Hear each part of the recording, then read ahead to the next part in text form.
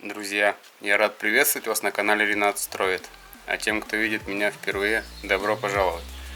Если вы не подписаны на мой канал, просьба подпишитесь. Тем самым вы поможете моему продвижению.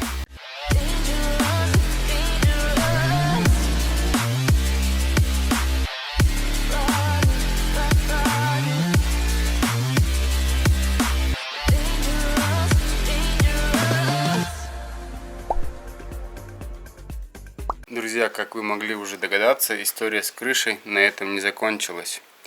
Тем, кто не видел первый выпуск, я оставлю ссылку в описании. Вопрос не только к бригаде, но и к сервису Яндекс.Услуги.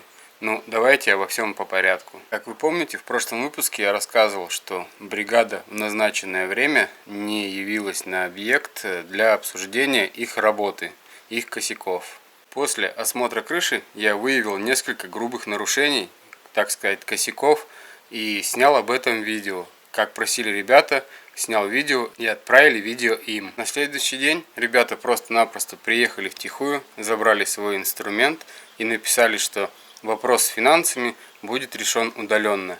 Никогда так не делайте, не идите у них на поводу, потому что все ваши козыри, которые уже вы сможете использовать, их уже просто-напросто не будет. Нужно было в этой ситуации не пускать ребят на объект до решения всех вопросов, как по работе, так и финансовых. Если же бригада попытается влезть на участок, то можно будет спокойно написать об этом заявление, и они уже будут привлекаться к уголовной ответственности. Но я думаю, люди разумные так не поступят и попытаются решить вопрос мирным путем. Как вы могли уже догадаться, удаленно вопрос никак не решился, и заказчику сказали, что работа выполнена на отлично, что там нет никаких косяков и так далее и тому подобное. Но как минимум там есть косяки в том, что обрешетка, висящая в воздухе, стыки обрешетки, которые даже не касаются друг другу, и вся плоскость из-за этого гуляет. Контр-обрешетка никак не прикреплена к стропилам, и просто-напросто с глыбой снега, с глыбой льда может оторваться вместе с кровлей. Также неправильно была уложена гидроизоляционная мембрана в ендовах.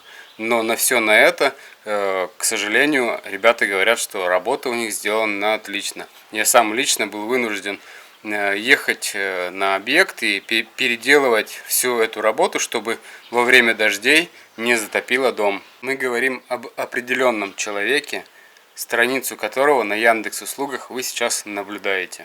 У него в профиле указана стоимость за демонтажные работы от 500 рублей.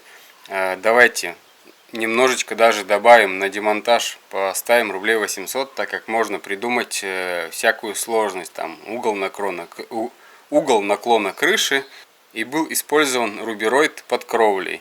Вот давайте возьмем рублей 800 за это. Но когда вопрос встал о возврате денежных средств, ребята написали за демонтаж уже 1200 рублей за квадратный метр.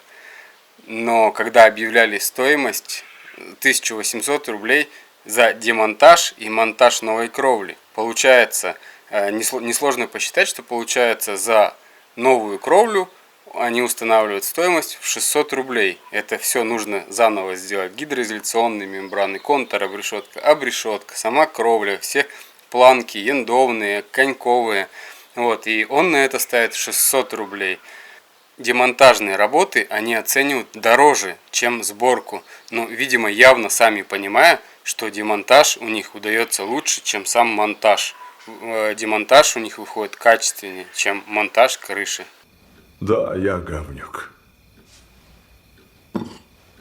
Бог бы с ними. Украденные деньги за халтуру, которую нужно переделывать в круг. За испорченный материал заказчик будет платить дважды. Это все на данный момент не так страшно, как страшно то, что человек может попасть на такую бригаду, у которого последние деньги. И я вас прошу, давайте распространим это видео, чтобы меньше людей попадалось на такую бригаду, друзья. А теперь, друзья, давайте обратимся к сервису Яндекс.Услуги, который, кроме как крыши, для такой бригады не назовешь. У этого человека практически все отзывы положительные.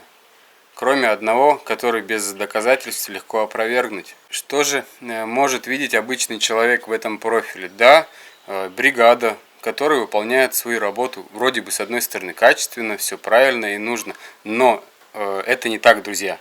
Сервису Яндекс.Услуги невыгодно публиковать отрицательный и негативный отзыв про такие бригады. Если же у них будет много таких исполнителей, то мы с вами будем переходить просто-напросто на другой сервис. Такой же немалоизвестный сервис есть как Профи.ру. И попытки выложить негативный отзыв с фотографиями, перепиской, скриншотами переписки не дают никакого результата. Администраторы с сервиса перезванивают, уточняют, оставляли ли отзыв. Когда им говорят, что да, оставляли, они просто-напросто берут и кидают трубку. И в конце концов просто-напросто взяли и отклонили отзыв. У нас мелькал сервис Профи.ру. Так вот, этот человек зарегистрирован там тоже. Но если заказ был взят не у них, то они не публикуют отзыв. Также был задан вопрос администраторам сервиса Профи.ру, почему данный человек опубликовал у себя фотографии дома без разрешения, на что было сказано, что они проверяют только подлинность фотографий, чтобы они не дублировались где-то на просторах интернета.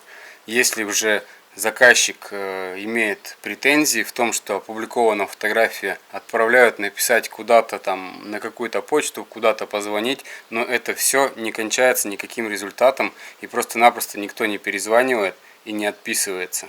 В общем, друзья, как вы можете видеть, отзывы сейчас посредственная оценка, так как они оставляются, положительные отзывы оставляются после выполнения работы, а не спустя какое-то время, когда твоя работа была проверена временем. К сожалению, негативные отзывы и оценки для исполнителей невыгодны сервисам, так как сервисы зарабатывают на исполнителях. Всегда, друзья, работайте по договору, а если же вы доверяете человеку, старайтесь обезопасить себя и свое имущество.